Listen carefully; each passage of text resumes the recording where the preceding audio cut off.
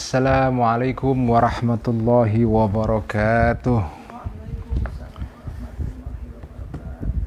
Bismillahirrahmanirrahim. Alhamdulillahi rabbil alamin. Wassalatu wassalamu ala ashrafil anbiya'i wal mursalin sayyidina wa habibina wa maulana wa qurrati a'yunina Muhammadin wa ala alihi wa ashabihi wa man tabi'ahum bi ihsanin ila yaumiddin. Rabbi shrah li sadri wa yassir li amri wahlul 'uqdatam min lisani yafqahu qawli. Rabbi zidna ilma warzuqna fahma, amin ya rabbal alamin. Amma ba'du. Teman-teman semua, mari melanjutkan ngaji kitab Mishkatul Anwar dan kitab Ihya Ulumuddin, dan mari kita mulai dengan membaca Al-Fatihah ya. Ila ruhi nabiyina wa syafiina Muhammadin sallallahu alaihi wasallam wa ila arwahi ikhwanihi minal anbiya'i wal mursalin wa ila arwahi azwajihi wa itratihi wa sahabatihi wa tabi'ina wa tabi'ina lahum bi ihsanin ila yaumiddin wa ila arwahil awliya'i wa syuhada'i was salihin wal ulama'i wal a'immatil mujtahidin wal muallifin wal musannifin, khususan ila ruhi sultanil awliya Syekh Abdul Qadir Al-Jailani wa khususan ila ruhi sayyidit ta'ifa al-imam al-Junaid al-Baghdadi wa ila ruhi hujjatil Islam Abi Hamid al-Ghazali wa ila ruhi Syekh al-Akhbar Muhyiddin Ibn Arabi wa ila arwahi al-ulama al-a'immatil mujtahidin wa ila arwahi ulama'ina muassisi jam'iyyati Nahdlatul Ulama wa nakhussu khususan ruha hadratus Syekh Hashim Asy'ari wa ruha Gustur wa ila arwahi abaina wa ummahatina wa asdadina wa jaddadina wa masyayikhina wa asdiqaina lahum jami'an. Al-Fatihah. A'udzu billahi minasy syaithanir rajim. Bismillahirrahmanirrahim. Alhamdulillahi rabbil alamin arrahmanir rahim maliki yaumiddin iyyaka na'budu wa iyyaka nasta'in ihdinas siratal mustaqim siratal ladzina an'amta 'alaihim ghairil maghdubi 'alaihim waladdallin. Amin. Bismillahirrahmanirrahim. Qala al-muallifu rahimahullahu ta'ala wa nafa'ana bihi wa bi'ulumihi fid dharaini amin. Rabbi yassir wa'in. Ini tradisi pesantren begitu, kalau ngaji itu dimulai dengan membaca Fatihah, ada muqaddimahnya, ada membaca alhamdulillah, selawat dan seterusnya ya. Ya, itu tradisi yang sudah berlangsung ratusan tahun dan ada baiknya kita jaga, karena ini tradisi yang baik. Jadi ya ini, jadi kalau pengajian khas pesantren ya begitu caranya, tapi kalau ngajar di kampus ya lain lagi, tidak begitu ya. Ini aja lah, tradisi ilmiah yang beda-beda ya. Mari kita mulai dengan kitab Mishkatul Anwar halaman 119 edisi Abul Ala Afifi ya. Semoga ada sebagian teman-teman di sini yang ikut ngaji Mishkatul Anwar yang sudah membaca kata pengantar yang ditulis oleh Dr. Abul Ala Afifi di dalam edisi kitab Mishkatul Anwar yang dia tahqiq ini ya. Keren sekali, bagus sekali pengantarnya ya. Mari kita masuk sekarang ke fasal pertama. Jadi kitab Mishkatul Anwar itu terdiri dari 3 fasal ya. Fasal pertama, fasal kedua, fasal ketiga. Intinya nanti di fasal ketiga. Al-faslul awwalu, hadza al-faslul awwalu. Ini adalah fasal yang pertama, fi bayani annan nural haqqa, tentang penjelasan mengenai bahwa cahaya yang sesungguhnya cahaya al-haq ya. Cahaya yang sesungguhnya cahaya huwa adalah Allah Ta'ala. Allah Ta'ala. Allah Ta'ala itulah cahaya. Wa annasman nuri, dan sesungguhnya nama cahaya li ghairihi, untuk selain Allah, itu adalah majazun, majaz. Kalau ada cahaya selain Allah itu bukan cahaya sesungguhnya, itu cahaya KW ya. Cahaya yang orisinil itu adalah cahaya ya Allah itu sendiri. Allah itulah cahaya. Jadi wa annasman nur, sesungguhnya nama cahaya li ghairihi, untuk selain Allah, majazun adalah majaz, adalah metafor ya, mahdun yang murni, la haqiqata lahu, enggak ada kesejatian lahu bagi ghairihi ini, atau bagi nur yang atau ismun nur ya. Jadi yang sesungguhnya disebut dengan cahaya itu ya Allah. Yang lain-lain itu derivasi. Ini nanti akan dijelaskan dengan sangat baik sekali oleh Al-Ghazali. Nah, bagaimana penjelasannya? Wa bayanuhu, dan keterangan tentang hal ini, tentang an-nurul haq dan seterusnya, bi an yu'rafa, dengan cara diketahui makna nuri, pengertian nur cahaya, bil wad'il awwali, melalui penciptaan al-awwali yang pertama. Karena bahasa itu kan diciptakan, ya pasti bahasa itu awalnya pasti diciptakan manusia. Pasti pada suatu zaman atau pada suatu waktu dulu itu ada orang yang menciptakan kata aku, itu pasti ada. Nah, ketika kata itu diciptakan, maknanya apa? Itu yang disebut dengan al-wad'ul awal, penciptaan pertama ya. Dengan makna tertentu yang dimaksudkan oleh kata itu ya. Setiap bahasa itu punya al-wad'ul awal, momen ketika bahasa itu diciptakan pertama kali dengan pengertian apa ya. Nah, makna cahaya ini bil wad'il awwali, melalui penciptaan pertama, indal awami, menurut orang-orang awam, menurut orang-orang yang bukan spesialis ya.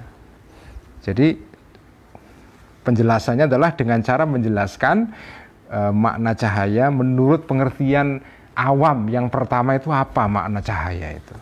Kemudian tsumma bil wad'i tsani, kemudian melalui penciptaan kedua, second order, penciptaan kedua, indal khawasi, menurut orang-orang spesialis, orang-orang khos. Para sufi-sufi itu punya makna sendiri tentang cahaya itu ya. Fisikawan itu punya pengertian sendiri mengenai cahaya. Jadi ada cahaya dalam pengertian orang awam, ada cahaya dalam pengertian para saintis, ada cahaya dalam pengertian orang-orang sufi misalnya. Nah, itu namanya penciptaan kedua atau second order, third order, fourth order dan seterusnya ya. Tsumma bil wad'i tsalits, kemudian melalui penciptaan atsalisi yang ketiga, inda khawasil khawasi, menurut khosnya orang-orang khos. Jadi orang yang elitnya para elit. Wah, itu kan. Jadi setiap istilah itu kan selalu begitu kan. Ada makna pertama yang difahami oleh orang pada umumnya. Kemudian kata yang sama itu didefinisikan ulang sesuai dengan pengertian kelompok tertentu. Misalnya ya itu tadi, ada ilmuwan itu punya pengertian sendiri. Nanti ilmuwan juga dibagi-bagi lagi, ada ilmuwan bidang fisika punya pengertian yang beda dengan ilmuwan dalam bidang biologi misalnya, dan seterusnya. Jadi setiap istilah itu berkembang kan, setiap kata itu berkembang maknanya. Makna pertama itu A, kemudian nanti kedua, ketiga, dan keempat dan berikutnya itu dia punya pengertian yang berbeda. Nah, ini kata nur ini juga sama, dia punya pengertian yang banyak itu. Tsumma tu'rafu, kemudian diketahui darajatul anwari, derajat-derajatnya cahaya-cahaya ya. Al-madhkurati, yang sudah disebutkan tadi itu, al-mansubati, yang dinisbahkan, dilekatkan ila khawasil khawasi, kepada khawasnya orang-orang khawas, elitnya para elit, wa haqaiqiha, dan hakikatnya anwar tadi, liyang kasyifa, supaya tersingkap, terbuka laka bagimu, inda zuhuri darajatiha, ketika tampak derajat-derajatnya cahaya-cahaya tadi, supaya tersingkap bagi kamu, supaya kamu paham annallah, sesungguhnya Allah Ta'ala huwa adalah an-nurul a'la. Allah itu adalah cahaya yang paling agung, al-aqsa, yang paling puncak. Puncak cahaya itu ya Allah itu. Wa indang kisyafi haqaiqiyah, dan ketika tersingkapnya hakikat-hakikatnya cahaya-cahaya tadi ya, annahu, sesungguhnya Allah adalah tersingkap lagi, annahu, sesungguhnya Allah adalah an-nurul haqqu, adalah cahaya yang al-haqqu yang hak, al-haqiqiyu yang sejati ya. Ai liyang kasyifa indang kisyafi haqaiqiyah annahu nurul haqqul haqiqiyu wahdahu ya. Sendirinya Allah. Allah itulah, hanya Allah lah yang merupakan nur yang hak, yang sejati. La syarika lahu, tidak ada kawan, tidak ada sekutu bagi Allah fihi, di dalam an-nurul haq ini. Jadi itu strukturnya ya. Jadi penjelasan kenapa cahaya yang betul-betul sejati itu hanya Allah ya. Itu penjelasannya bagaimana? Caranya adalah dengan mengurut makna cahaya itu sendiri. Makna cahaya dalam pengertian awam, dalam pengertian orang khawas, elit, dan dalam pengertian elitnya para elit. Jadi dalam pandangan Al-Ghazali itu kira-kira manusia itu ya itu tiga itu stratanya. Orang awam, kayak kita ini orang awam lah ya. Nanti di atasnya ada orang elit, namanya khawas ya. Kemudian di atasnya elit, ada elitnya elit. Nah, masing-masing kelas sosial ini punya bahasa masing-masing. Menggunakan kata yang sama tapi mempunyai makna yang beda-beda. Jadi misalnya kata cahaya, itu pengertian orang awam itu ya cahaya listrik, kayak gini-gini, ini kan cahaya ini. Jadi kalau disebut cahaya itu orang awam langsung asosiasinya bohlam. Ya kan? Bohlam atau kayak gitu-gitulah. Nanti orang khawas punya sendiri maknanya itu. Cahaya itu tidak sekedar bohlam ya. Cahaya berupa akal. Akal itu kan cahaya juga itu. Nanti ada elitnya, para elit juga punya pengertian sendiri mengenai cahaya itu. Cahaya adalah Allah. Jadi itulah cara Al-Ghazali menjelaskan poin yang ingin dia tunjukkan, yaitu bahwa cahaya yang sejati adalah Allah Subhanahu wa Ta'ala, dengan cara menelusuri pengertian makna cahaya menurut berbagai kelas sosial tadi itu.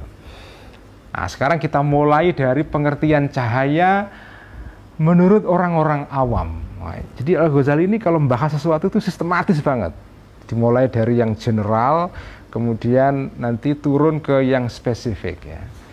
Nah, sekarang kita turun ke yang spesifik. Ammal wad'ul awwalu. Adapun penciptaan yang pertama, maksudnya penciptaan makna dalam pengertian itu ya. Menciptakan kata dengan makna tertentu gitu ya. Yang dalam bahasa Inggris itu disebut dengan first order. Jadi kata pada tataran yang pertama, sebelum kata itu berkembang maknanya menurut para kaum spesialis, itu setiap kata itu punya al-wad'ul awal, punya makna yang asli ya. Nah, sekarang amal wad'ul awwalu, adapun penciptaan pertama indal amiyyi, menurut orang awam, maka fanuru, maka cahaya itu artinya adalah yushiru, mengisyaratkan, mengindikasikan ila zuhuri, kepada penampakan. Jadi yang disebut dengan cahaya itu asosiasinya adalah menyarankan az-zuhur, tampak. Karena begitu ada cahaya, sesuatu tampak. Semula gelap, tidak nampak sesuatu. Begitu ada cahaya, langsung nampak. Makanya cahaya itu asosiasinya adalah ya. Ini bukan penampakan makhluk halus, bukan ya. Penampakan itu artinya sesuatu yang semula tidak nampak jadi tampak itu. Nah, ini pembahasannya agak sedikit filosofis ini ya. Pelan-pelan ya, pelan-pelan. Jadi cahaya itu maknanya adalah az-zuhur, nampak, atau kenampakan, atau penampakan. Nah, waz-zuhuru, sekarang zuhur itu, penampakan itu, sesuatu nampak itu, peristiwa sesuatu nampak itu ya, penampakan itu adalah amrun idhofiyun, sesuatu yang bersifat relatif ya. Kata relatif itu dalam bahasa Indonesia itu maknanya kadang-kadang orang sudah nggak ngerti makna relatif itu apa. Relatif itu artinya tergantung kan. Dari kata relatif itu bahasa Inggris dari kata relation, artinya berhubungan. Jadi sesuatu itu dikatakan relatif, artinya sesuatu itu terhubung dengan sesuatu yang lain ya. Misalnya ini penampakan itu adalah sesuatu yang relatif ya. Kenapa disebut relatif? Karena dia berhubungan dengan sesuatu. Karena yang disebut nampak itu pasti nampak kepada siapa, ya kan? Kan nggak mungkin nampak saja. Nampak itu nampak kepada orang. Misalnya HP ini ya. Misalnya ini listrik gelap di rumah saya mati itu. Di depan saya ada HP. Ketika listrik mati, itu kan HP saya nggak nampak. Begitu listrik hidup, cahaya muncul. Begitu cahaya muncul, maka HP yang semula tidak nampak, dia menjadi nampak, menjadi zuhur. Nah, HP ini nampak, oke nampak, tapi nampak kepada siapa? Relatif itu. Maksudnya relatif itu terhubung kepada siapa? Nampak kepada siapa? Pada saya sebagai orang yang punya mata. Karena HP ini tidak mungkin nampak kepada buku ini. Wah, ini buku manusia menjadi manusia rohani, ini cetak lagi ini udah ini. Ini ada Hamzah enggak ya? Ini cetak lagi buku saya, alhamdulillah, ini moga-moga laku ya. Jadi ketika HP ini nampak, dia tidak mungkin nampak kepada buku ini. Kenapa? Karena buku ini nggak punya mata. Jadi nampaknya dia hanya nampak kepada orang yang mampu melihat dia, yaitu nampak kepada saya sebagai manusia yang punya mata. Itu namanya amrun idhofiyun. Ya, sesuatu yang relasional kalau dalam bahasa filsafatnya itu, sesuatu yang terhubung dengan yang lain. Dia nampak kepada saya, ya. Nampak kepada saya. Nggak mungkin dia nampak kepada sesuatu yang nggak mungkin melihat, kepada buku, kepada iPad, ini nggak mungkin. Dia nampak hanya kepada saya, kepada Mbak Admin, kepada Mas Hamzah, Mas Fauzi, Pak Demong misalnya, kayak gitu, karena punya mata ya. Jadi nampak itu adalah sesuatu yang idhofiyun ya. Nah, kenapa disebut idhofiyun, bersifat relatif? Idh yadharu, karena nampak asyai'u, sesuatu itu nampak la mahalata, pasti, li insanin, kepada seorang manusia, wa yabdunu, dan tidak nampak an ghairihi, dari selain manusia. Yang bisa melihat kan hanya manusia. Jadi nampaknya itu hanya relatif kepada manusia, tapi tidak kepada yang lain yang tidak punya mata. Itu namanya amrun idhofiyun. Ini pembahasan begini ini, teman-teman ya, kalau sampean baca kayak begini ini diajari berpikir yang agak sedikit rumit ya. Jadi orang Islam itu ya berpikir sederhana ya, karena itu penting juga ya. Berpikir sederhana itu ada empan papannya ya. Tapi kita juga harus belajar berpikir yang kecil-kecil kayak begini, supaya pikiran kita itu terlatih untuk mikir yang agak rumit ya. Supaya orang Islam itu kan agama yang melahirkan peradaban ilmu. Wong wahyunya aja yang pertama iqra, bacalah gitu. Orang kalau membaca itu mendapatkan pengertian yang banyak sekali, termasuk pengertian yang lembut-lembut kayak begini ini.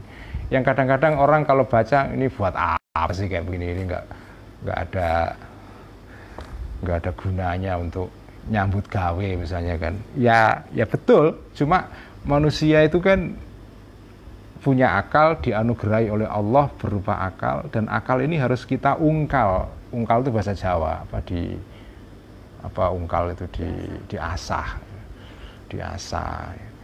Jadi kita belajar begini ini diniati menggunakan akal yang dianugerahkan oleh Allah kepada kita sebagai rasa syukur kita kepada Allah. Kita ungkal akal kita itu, kita asah otak kita itu dengan cara membaca sesuatu yang rumit seperti ini.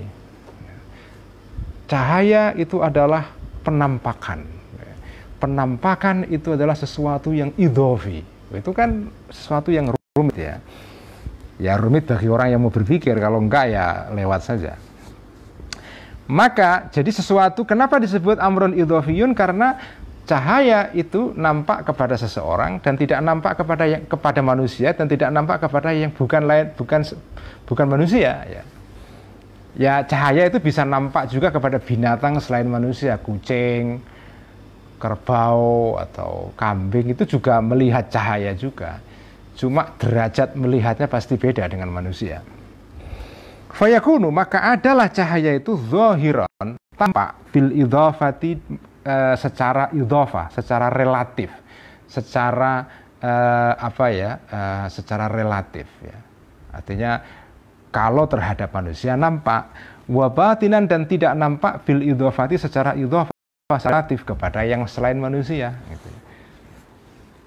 Wa idhafatu zuhurihi, wa idhafatu zuhurihi, dan relatifnya tampaknya cahaya, wa idhafatu zuhurihi, dan relatifnya tampaknya cahaya ya, ilal idrakati, ini khobarnya wa idhafah ya, ilal idrakati adalah kepada kemampuan untuk memahami, untuk mencerap, bahasa itu dalam bahasa Inggris itu sensation ya, mencerap. Misalnya mata kita melihat sesuatu itu, mata kita mencerap, mengindra ya, makanya ada panca indera itu kan. Ilal idrakati, kepada kemampuan penginderaan, la mahalata, pasti, yang disebut dengan tampaknya cahaya itu dia tampak terkait dengan idrakat, dengan kemampuan indera ya. Karena kemampuan indera dalam hal cahaya ya artinya adalah mata, karena yang bisa melihat cahaya ya mata. Kuping tidak bisa mendengar cahaya, hidung tidak bisa membaui cahaya. Jadi yang bisa mengindera yang bisa mengindera cahaya ya hanya mata saja itu ya. Ini siapa kok ada yang telepon malam-malam ini? Oke. Jadi nampaknya cahaya itu terkait dengan kemampuan penginderaan, dalam hal ini mata ya. Jadi nampaknya cahaya itu nggak mungkin cahaya itu bisa dilihat oleh tangan, oleh kaki, nggak bisa. Hanya kepada satu indera tertentu, yaitu mata kita ya. Yaitu penginderaan kita, kan kita punya 5 indera, alat pengindera. Nah dalam hal ini yang terkait dengan cahaya tentu mata. Wa aqwal idrakati, dan yang penginderaan yang paling kuat, wa azlaha, dan penginderaan yang paling jelas, paling kelihatan indal awami, menurut orang-orang awam, adalah al-hawasu, adalah indera-indera atau panca indera.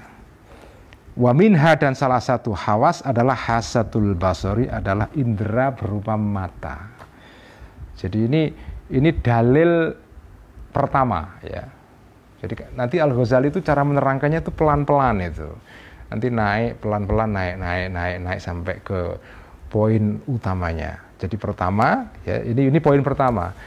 Menurut orang awam, cahaya itu terkait dengan penampakan, keterlihatan az-zuhur ya. Ada cahaya maka maka sesuatu jadi tampak itu. Nah, tampak sesuatu yang idhofi, ya, sesuatu yang relatif. Tampak kepada siapa? Ya, tampak bagi manusia. Karena nggak mungkin tampak bagi yang tidak punya indera. Ya. Pohon itu nggak bisa melihat, atau objek-objek lain yang tidak punya indera itu nggak bisa mengindera, nggak bisa melihat cahaya itu ya. Nah, indera yang paling kuat tentu adalah indera 5 itu. Manusia itu kan punya penginderaan dalam tubuhnya kan banyak sekali. Tapi yang paling kuat adalah penginderaan itu 5 panca indera. Nah, termasuk penginderaan itu ya mata itu ya. Mata itulah indera manusia yang bisa dipakai untuk melihat sesuatu ya. Yaitu termasuk cahaya itu ya. Itu makna cahaya menurut sebagian besar orang ya begitu. Kalau disebut cahaya ya ini maknanya itu. Sekarang berikutnya, wal asya'u, dan sesuatu. Ini naik sedikit ya. Tadi sudah dibangun satu fondasi keterangan ya. Itu tadi keterangan pertama. Keterangan berikutnya, setelah kita selesai dengan makna cahaya dalam pengertian orang awam, Sekarang naik ke step berikutnya. Wal asya'u, dan sesuatu dan segala hal ya, terkait ya, terkait atau secara relatif terkait ilal hissi kepada indera al-basari yang berupa mata. Segala sesuatu terkait mata itu bisa dibagi salah satu aksamin, ada 3 golongan. Minha, salah satunya, ma sesuatu la yubsaru, yang tidak bisa dilihat binafsi, dengan dirinya barang itu ya. Sesuatu yang karena dirinya nggak mungkin dilihat. Misalnya apa? Kal ajsami, seperti objek-objek al-muzlimati, yang gelap ya. Sesuatu yang gelap ya, itu dengan sendirinya tidak mungkin dilihat ya. Segala hal, pokoknya segala hal yang gelap ya, itu tidak bisa dilihat ya. Wa minha, dan termasuk sesuatu ya, ma sesuatu yubsaru, yang bisa dilihat binafsihi, melalui dengan dirinya barang itu, tetapi dia bisa dilihat, wala yubsaru, dan tidak bisa dilihat bihi, dengan ma, dengan cahaya ya, atau dengan dengan barang itu, ghairuhu, selain barang itu. Dia bisa dilihat tetapi tidak bisa membuat barang lain dilihat karena dia. Jadi objek di dalam alam raya ini terkait dengan masalah indera mata manusia itu bisa digolongkan atas 3. Ini pembahasan agak sedikit Bang, rumit ini. Tapi pelan-pelan nanti supaya kita bisa menikmati ya.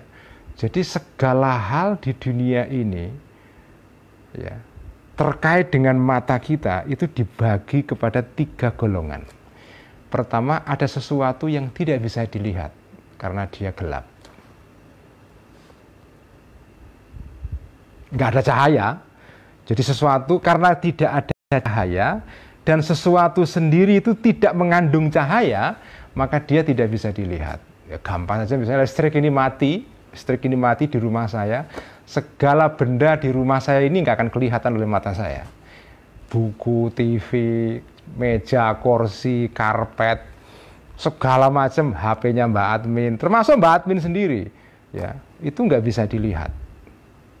Kenapa? Karena dia tidak mengandung cahaya. Ya.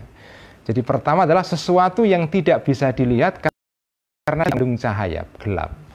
Yang kedua, sesuatu yang mengandung cahaya, dia bisa dilihat karena mengandung cahaya, tapi dia tidak mencahayai yang lain. Sehingga dia tidak bisa membuat yang lain dilihat. Jadi dia punya cahaya, tapi cahayanya begitu lemah. Misalnya apa? Misalnya lampu sentir. Kalau di kampung ada namanya lampu sentir. Lampu sentir terletak di kejauhan gitu kan. Jauh, ada lampu sentir. Kita bisa lihat di tengah sawah ada lampu sentir. Tetapi lampu sentir ini begitu lemah sehingga dia tidak bisa mencahayai jalan di depan saya. Tidak menerangi sesuatu yang lain karena cahayanya lemah.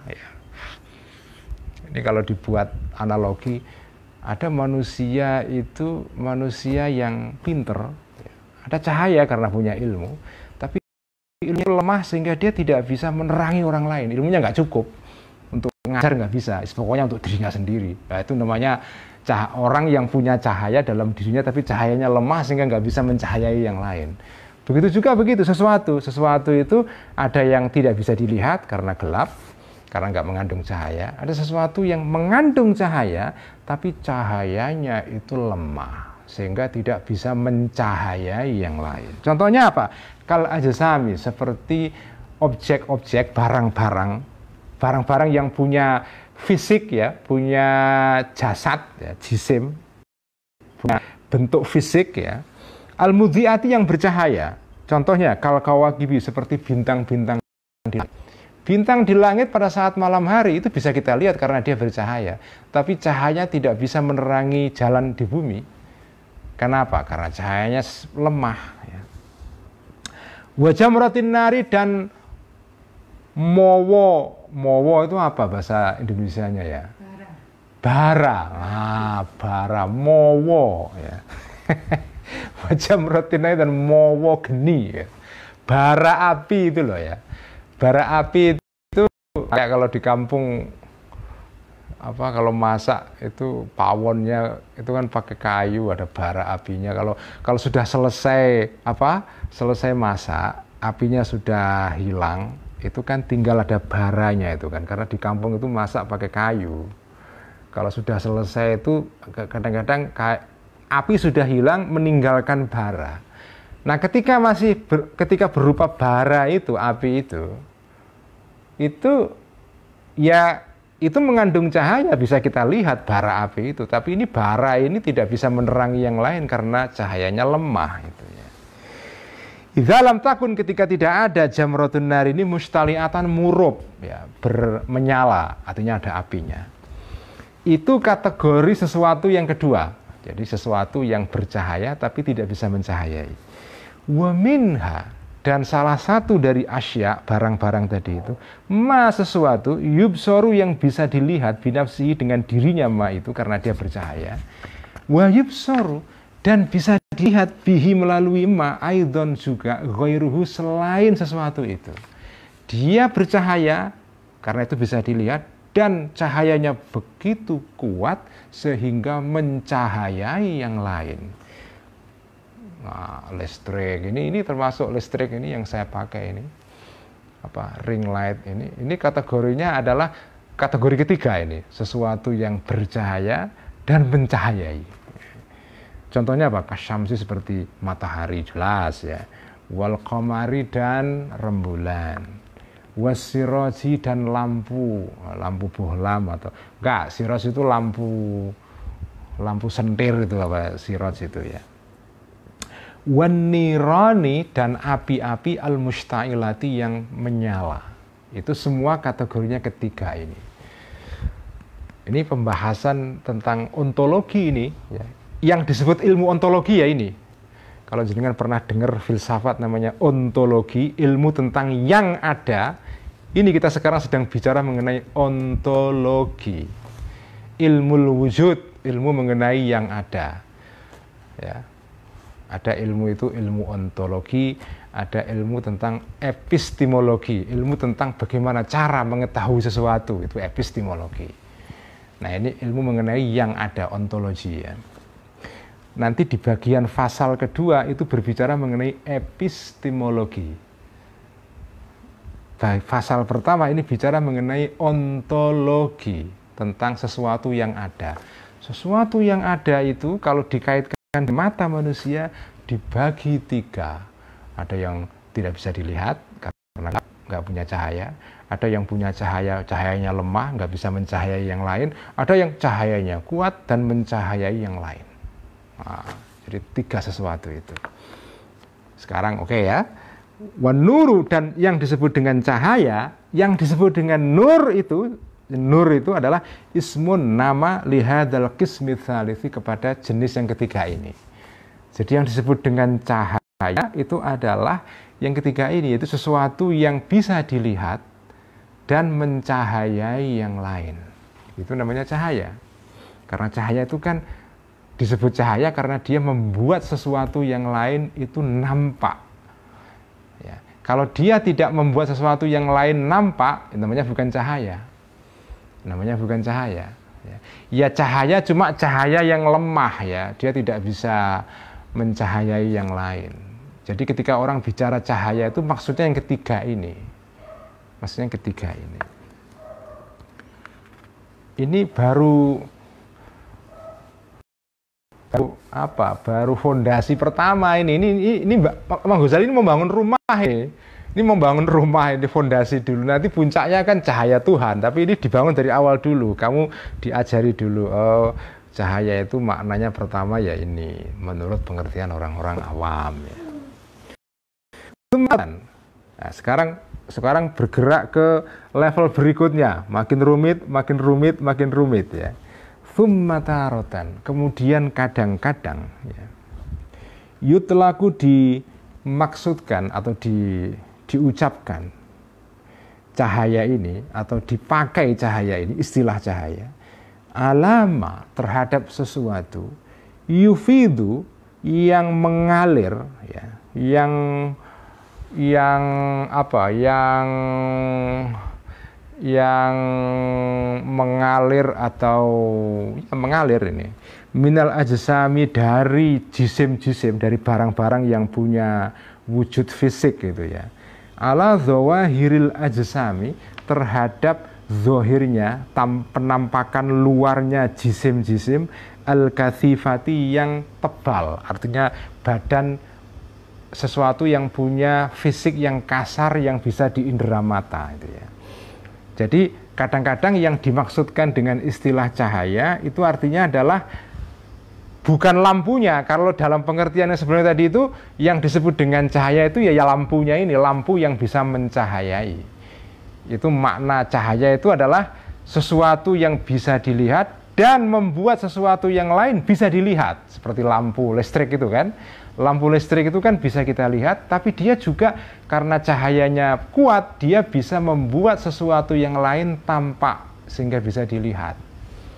Jadi yang disebut cahaya itu, tapi kadang-kadang yang dimaksudkan cahaya maknanya adalah bukan lampunya, tapi sesuatu yang keluar dari lampu dan terrefleksi ke dalam benda yang al-ajsam al-kathifah. Itu istilah yang mungkin penting diingat ya. Al-ajsam al-kathifah artinya barang-barang yang punya bentuk fisik yang kasar.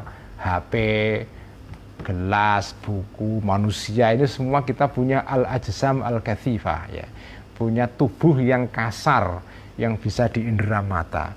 Jadi yang disebut dengan cahaya adalah sesuatu yang keluar dari lampu kemudian terrefleksi atau tercermin, terhantarkan, terrefleksi ke sesuatu yang punya jasad ya, kayak tubuh manusia, memantul kan. Cahaya itu artinya adalah sesuatu yang memantul dari lampu kepada sesuatu yang lain yang punya wadak kasar ya.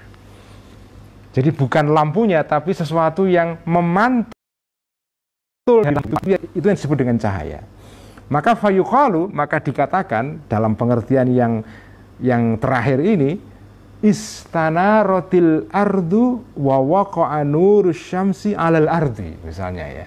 Istanarat, bersinar atau menjadi terang al-ardu, bumi. Kenapa bumi kok menjadi terang? Karena nurus syamsi, dan jatuh atau terpantul nurus syamsi, cahaya matahari, alal ardi, kepada bumi. Kenapa bumi itu menjadi terang? Karena ada cahaya yang terpantul dari matahari ke atas bumi ya. Atau misalnya wa nurus syams wa nurus siraji, dan jatuh atau terpantul cahayanya lampu alal haiti, terhadap tembok, wasaubi, dan baju saya ini menjadi tampak karena di depan ada lampu. Begitu lampunya mati ya nggak kelihatan ya. Jadi cahaya itu adalah bukan lampunya tapi sesuatu yang terpantul ke baju saya, itu cahaya. Jenengan pernah mikir kayak begini nggak sih dalam kehidupan sehari-hari? Zaman kan sering menggunakan kata cahaya itu kan sering kita gunakan, tapi kan nggak pernah jangan pikirkan maknanya. Nah, malam ini kita coba memikirkan makna cahaya itu. Cahaya sampai kan sering bicara cahaya. Cahaya itu apa? Nah, sekarang diajak mikir itu. Diajak mikir.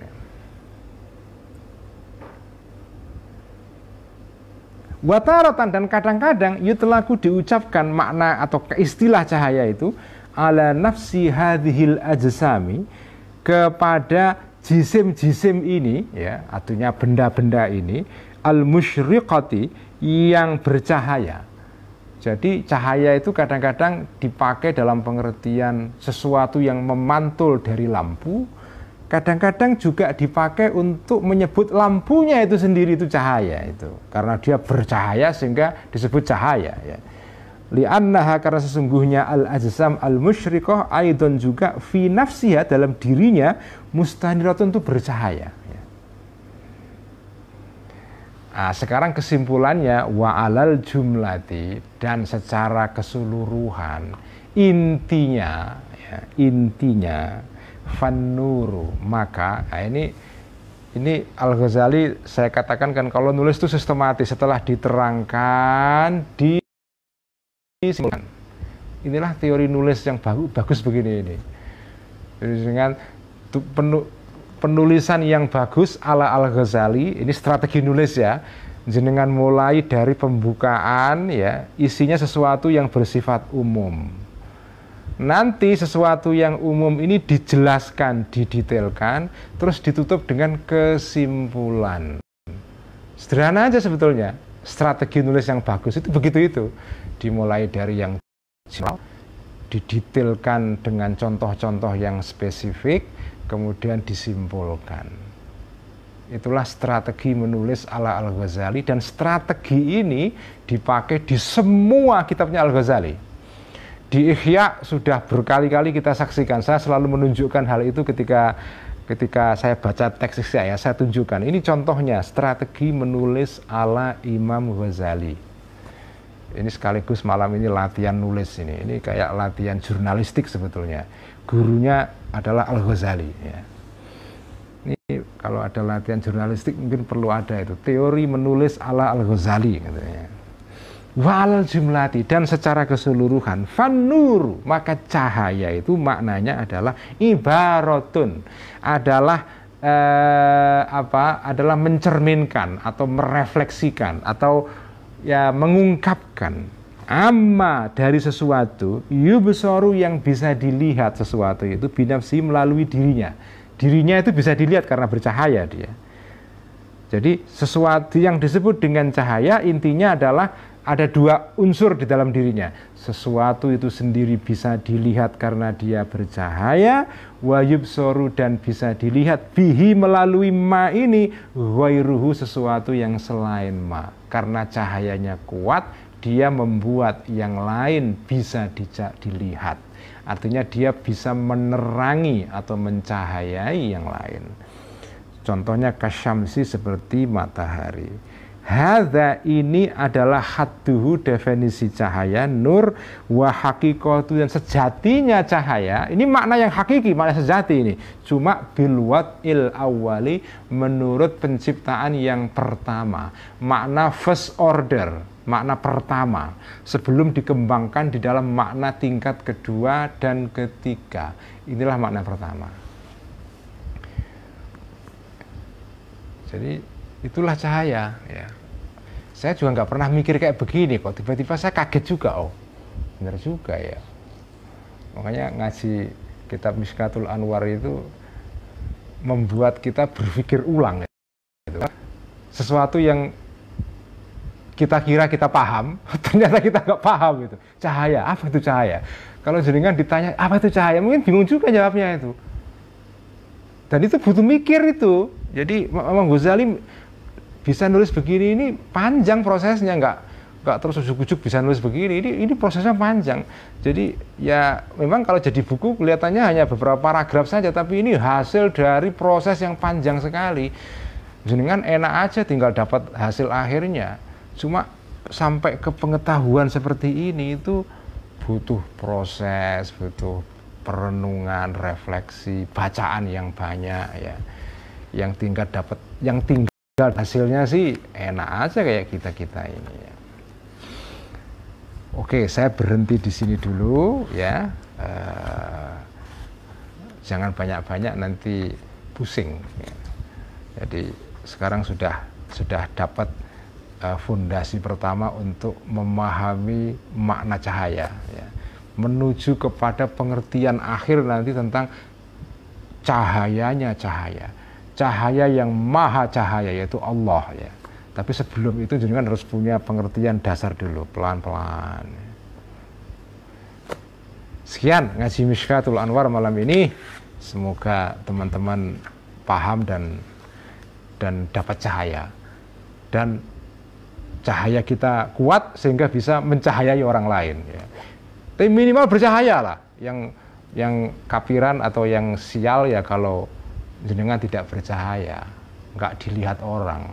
Karena manusia itu kan ada manusia itu yang muslim, yang gelap, nggak ada orang kenal, karena nggak bercahaya dia.